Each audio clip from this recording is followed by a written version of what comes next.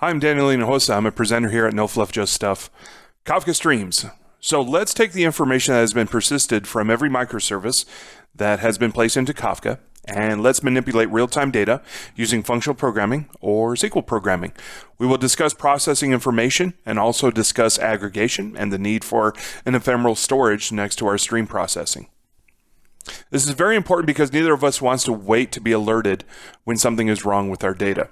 If there's a credit card fraud, a large order, a failed service, we don't want to wait until the end of the day to find out about it.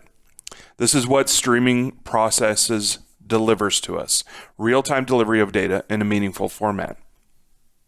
Kafka Streams in conjunction with Kafka is important for a couple of reasons. One, this is part of Kafka Core, and that is already where the fresh data resides. And two, we want our data to tell us something now and not later.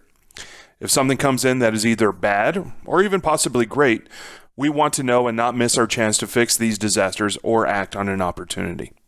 I hope you join me for our 180-minute virtual session on Kafka Streams